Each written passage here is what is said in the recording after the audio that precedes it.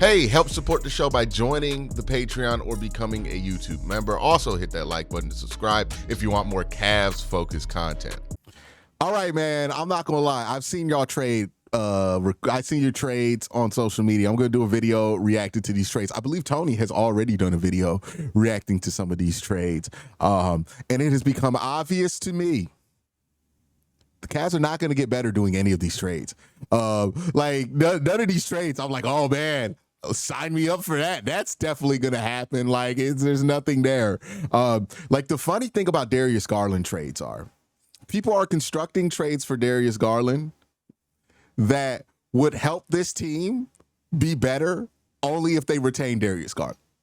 Right? Like the Jalen Suggs trade is fascinating to me because people will yell at me, oh, it's a fit thing. It's not about who's the better player. And I'm like, well, to a point, right? If one player is kind of better than the other, but the guy's a better fit, okay. Yeah, but if one player is way better than the other, I don't care about the fit at that point. But two, yeah, Jalen Suggs would be a fit on the Cavs roster if we still had Darius Garland. And there's like so many issues I have with offseason trade machine like takes. One, the trades never consider why would another team do this. It's always like, well, they might do something crazy. That's not a good way to go about it. Like they have logic, y'all. You're not playing 2K and trading against a machine. Like they have things and goals and aspirations that they want to accomplish in the offseason. But also, nobody ever does these trades and actually thinks about, hey man, what holes are we opening up by trading this player? It's always, well, we got this problem as we are currently constructed with this player. Let's fix that problem and trade this player. And it's like, well, what you gonna do about the giant fucking hole you opened up because you don't have a point guard anymore? It's like, that's a pretty big hole, y'all. That's a pretty big hole. Like, I don't think a defensive two guard is going to fix that. Like, I don't know. I don't know if that's going to do it. But I have seen these trades. You have seen these trades. Have you seen anything that's impressed you? Look, man, I did a video reacting to a bunch of different Cavs trade ideas. And as you already said, there was only one trade idea where I was like, all right, that's a trade I would do if I was the Cavs. But then you look at it from the other perspective and you're like, well, this team's that it was Jared Allen for Herb Jones and Yves Missi, their rookie big man. Okay. And I'm like, I would do that if I was the Cavs. If I'm the Pelicans, why would they trade why the for hell would I center? do that? Yeah, it's like you basically have the same archetype of rim running big and Yves Missi. Maybe he'll never be as good as Jared Allen, but like, this isn't disrespect to Jared Allen. It's just that role of being a rim running big. It's not the most valuable archetype. Herb Jones, a 3-and-D wing who's still, relatively young, could get even better. That's a very valuable archetype. So why would you get older at center and give away one of your most valuable trade assets? It's just, and you're right. People say, oh, well, you never know. Sometimes teams make bad decisions, crazy decisions. Listen, man, that rarely happens. Like, by the way, Joe Dumars has a well-documented type of what he's willing to lose his mind over. And Jared Allen is not from Europe, right? Like, that is what Joe Dumars loses his mind over. Ain't he the dude who traded Tyrese? Well, wasn't he a part of that in Sacramento? God, I don't remember. I'm not, because he was there 2019 to 22. When did Tyrese get traded? Let me pull it up. Tyrese Halliburton trade. I feel like he might have been a part of it then. Tyrese. Because this was 2022. Okay, I guess it was more recent than I thought. Yeah. Either way, though, yeah, it's like that trade doesn't make sense. And like what you were saying too, it also opens up, like, not this trade that I was talking about, but other trades open up other issues that you're not even considering. Like, all right, you trade Darius Garland for Jalen Suggs. You're trading arguably your best 3-point shooter, your most efficient 3-point shooter, and your best playmaker by a wide margin for a guy who doesn't do either of those things. And now you have no one on the roster who can do that, right? Yeah, your best ball handler, your best playmaker. It doesn't make sense. And I saw someone either it opens up other holes or it doesn't even solve the issue that people think the Cavs have, where someone sent me one that was Darius Garland for Kobe White and Lonzo Ball. I'm like, so we're just trading Darius Garland for a guy who's, basically Darius Garland, but worse. Like, Kobe White plays like Darius Garland 1 month out of the year, and Chicago Bulls fans lose their mind. How does that fix anything on the Cavs, trading Darius Garland for Kobe White? Not only is Kobe White a much worse player, but he has all the same issues that we think Darius Garland has. It just people right now, I get it. They're feeling angsty. They're feeling anxious. The Cavs, they just had this great regular season and it ended abruptly in the second round. But you can't just make a move for the sake of making a move. And I know that annoys people, but you got to ask these two big questions, right? One, what do the Cavs actually need, right? Like what is this team currently missing? What holes could they possibly improve on? And then the other thing is, what are the realistic options for getting those things, right? Those are the two questions that you have to ask entering the offseason, because they don't have that many avenues towards improvements. There's a few, but there's a lot of things holding them back. And you can't just like, we're a lot closer. This team, I know like people don't want to hear this, but you're allowed to just have a stable competitive team for a few years. You don't have to descend into chaos and shake things up every time you run into a speed bump. Well, you can practice a little patience. And this isn't the East when LeBron was here. And the reason I point that out is like, hey, there was always constant rebuilding of these teams underneath LeBron, because you had to get past LeBron to do anything in the East. So you couldn't just be good. Like, you had to be an all-time team to get past LeBron. Nobody ever did it during LeBron's peak. Like, legit. That's one of the most amazing stats of his career. Once he hit his peak, nobody ever beat him in the East. That's real. And that meant that you had to make ridiculous moves to try to compete, because that's what the bar was. There's nothing like that in the East right now. The Celtics are about that second apron, and Jason Tatum's coming off an Achilles injury that happened late in the postseason. That's a horrific combination, right? So who knows what that team's going to look like going forward. The Pacers are having an amazing run, but it's an amazing run. It's not because we're like, oh my God, look at that roster. They have a depth lineup. They got the best shooter of all time, and then a 6'7" guard who can also shoot just as well as the best shooter of all time, right? It's not something like that. It's like, look at what the hell is going on with the Pacers. That's what's happening there, right? No disrespect to them. That's just what's going on. The Knicks, I mean, I don't feel like they're a beatable opponent. Better season. They're a beatable They had opponent. a better season than most people anticipated. They had a better season than us, considering that they got to the Eastern Conference Finals. But let's be real here. That's their ceiling. Yeah. And they just fired Tom Thibodeau. I don't see it getting much better. Who's the only dude who's made the Knicks relevant in my lifetime, right? Since Carmelo. And even it's arguable that Knicks weren't really that relevant with Carmelo. I'm gonna be honest with you. They second round, I think, was as far as they went, which hey, I know, man, if you say the Cavs are irrelevant right now, because we get bounced in the second round, the Knicks were too back then, right? We had that same rivalry with the second round of the playoffs that the Knicks had back in the day. So that's all that stuff aside, it's not the same East. So running back a roster is not negligent in the way that it was when there was that presence. The truth is, you can run back your roster. If it was 60-win capable, you have the right run of the playoffs, you can get to the finals. Indiana is proving this right now.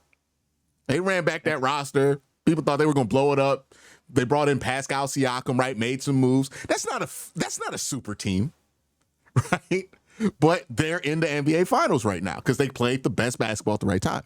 So we're conditioned to thinking, oh, you got to get a big three. You got to get this or that. But that's not the era of basketball we're in. We are in an era of ultra parity where it is just as likely as the Timberwolves get to the finals as the Knicks, as any other team that's going to have a solid core for the next 3-4 years. Now, whenever Wemby figures that out, it could be a different story.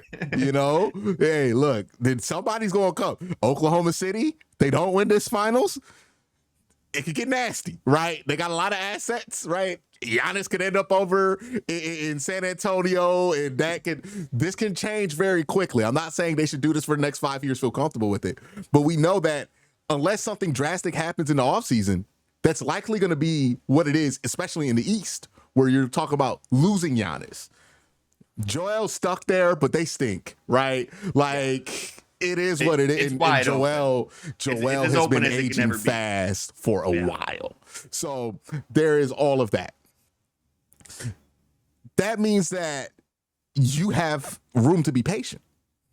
And the truth is, There's one thing that can happen this offseason or during the season next year that will be more impactful than any trade you can cook up for the Cavs. Evan Mobley getting better. Evan Mobley getting better is the only thing that's going to make you feel better about the Cavs, right? Darius Garland getting better, right?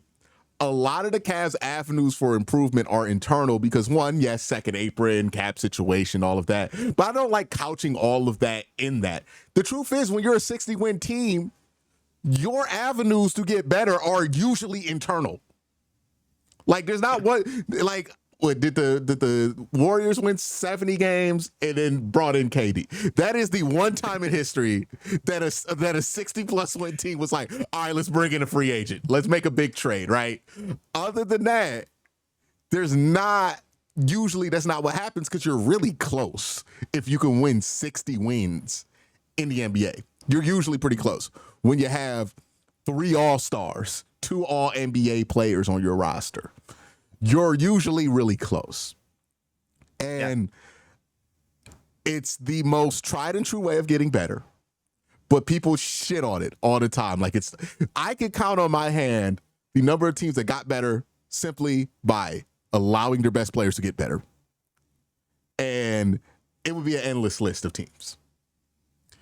I could count, like, on one hand, a small amount of teams that got better because they made a drastic trade. But we swear that the trade is the only way to get better, right? Why did the Celtics win the finals one year, lost it the year before? Well, Jason Tatum and Jaylen Brown got way better. Like, it's basically what happened. They got Kristaps, but really, that was the difference. Jason Tatum was a way better basketball player. Darius Garland is 25 years old. People are talking about trading a 25-year-old.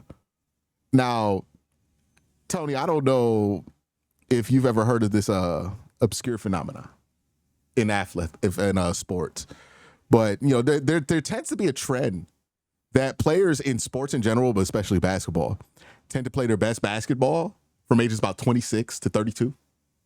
Now, heard of this, I People would call it their prime. I think prime. players, that's what players it's called. reaching their prime. Yeah, usually that doesn't happen in their first couple seasons in the NBA.